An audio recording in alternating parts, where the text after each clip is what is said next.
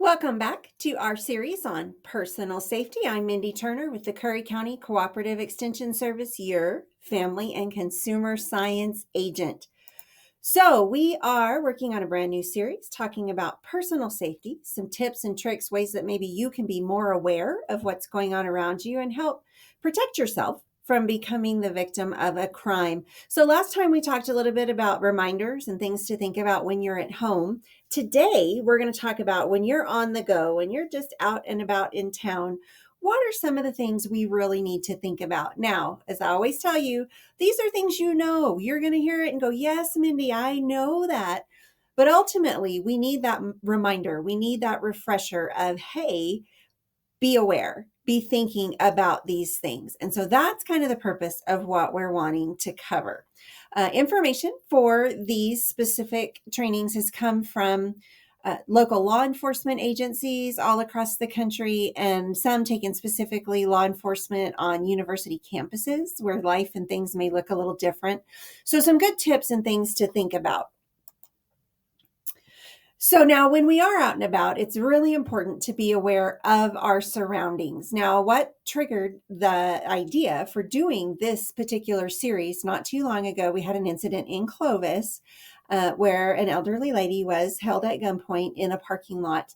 And we know that we can't prevent everything, but there's a lot of things that, well, hey, yes, if I'm going shopping in the big city, I think about that. But when I'm just here around home, hanging out in Clovis, I don't worry about those things. So just being aware that these things can happen anywhere is going to be a key piece to just increasing your own awareness and hopefully taking some precautions to reduce your risk.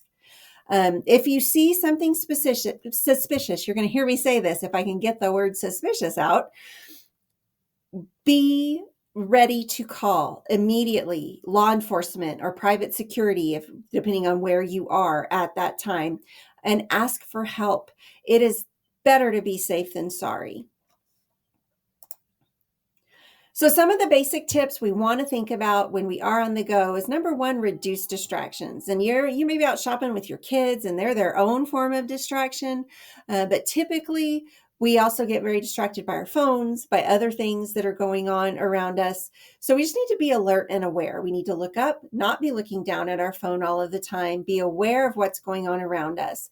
And if something makes us feel uncomfortable, then find a way to move toward other people, even if that means maybe I'm not going to go to my car right now. I'm going to go back into the store, or I'm going to go migrate kind of back toward where there's a group doing something so that I can feel safe. Okay, along with that, we want to stay confident.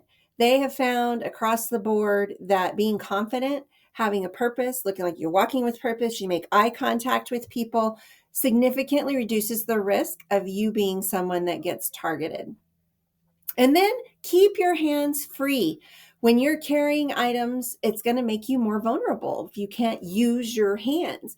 And I'm one of those, I don't want to have to take my cart back. So I may have 8 million bags that I'm trying to carry all at once. So the recommendation is more, hey, take your cart with you. Keep your hands free. Avoid those long text messages or lengthy calls where you're on your phone and your hands are full. And if you have a purse or bags, backpacks, things that you're carrying, use those straps as opposed to just carrying it in your hand where you're not going to be able to have your hands free should you need them. Trust your instincts. Okay, I told you I would say this repeatedly. If something doesn't feel right, it probably isn't. And so you need to react immediately, take action to reduce your risk, whether that is notifying law enforcement, moving toward groups of people, and we don't want to embarrass anyone. We don't want to embarrass ourselves. But again, that point of just figuring out what I need to do to ensure that I'm safe in this situation is very important. And it's that better safe than sorry mindset of reducing that risk that's going to be very important. Okay, and then finally, we want to guard your personal effects, your wallet, your purse, that backpack with all of your stuff in it. Thefts of personal items can result in more criminal opportunities, credit card theft, identity theft, stealing their cars. A lot of times our keys are in those purses, or even residential burglary. They have your ID with your residence as well as keys now to open everything. So that's going to be a key thing. And that's just a good tip. We talked about taking your cart out with you. When you go to load those groceries or items into your vehicle, take your purse or wallet, whatever that is that's in that cart with those items, and put it in the vehicle first where it is secure, so that as you're distracted and putting things into the car, somebody can't walk by and just take that out of your cart. Okay, so that's going to be an important thing to just remember. I had a friend that happened to, and it was not fun at all. So just remembering some of these basic tips are a great way to just kind of reduce your risk, increase your confidence when you are out and about, and just to feel safer as a whole. Again, I'm Mindy Turner with the Curry County Cooperative Extension Service, your family and consumer science agent. This has been part 2 of our personal safety series. Next time, we're going to talk about some tips, tricks, and things you can do when you're traveling.